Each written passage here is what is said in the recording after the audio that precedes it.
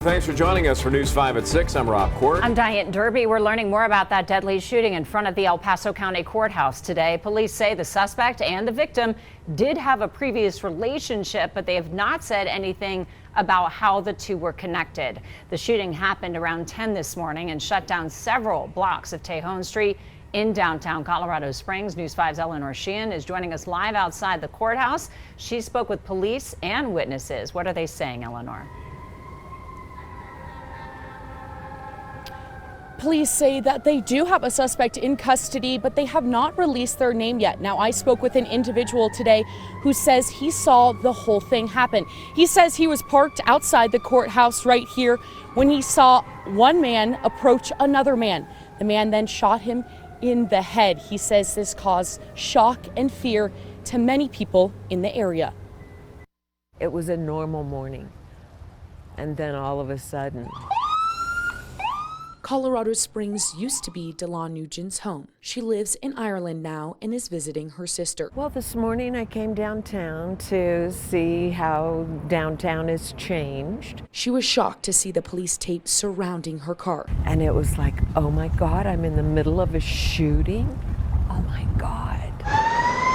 Colorado Springs police responded to a shooting outside the El Paso County Courthouse Thursday morning. When we arrived on scene, we found one person deceased with what appears at this point to be a gunshot wound. Police have not released the victim's name. They are investigating this as a homicide and says it appears to be an isolated incident. This was not an active shooter situation. A situation that was scary for many people in the area. Actually, it was pretty scary because we weren't quite sure if the active shooter was inside the building.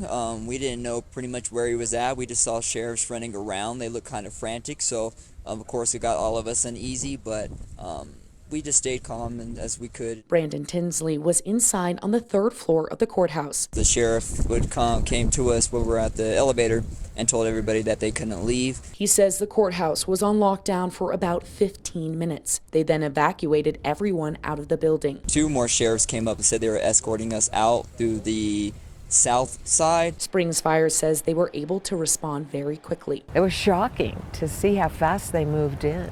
The fire department treated 2 other people for minor injuries at the scene. We had about 20 CSFD personnel respond to this scene. As many of you know, engine and truck 1, station 1 is right down the street, so we had about a 1-minute response for them. Police say the suspect was quickly taken into custody, but they have not released his name.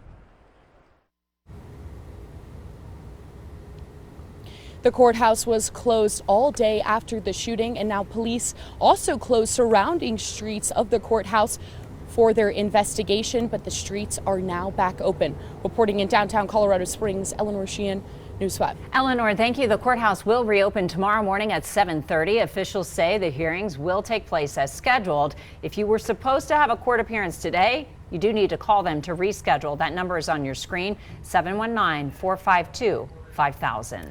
We're following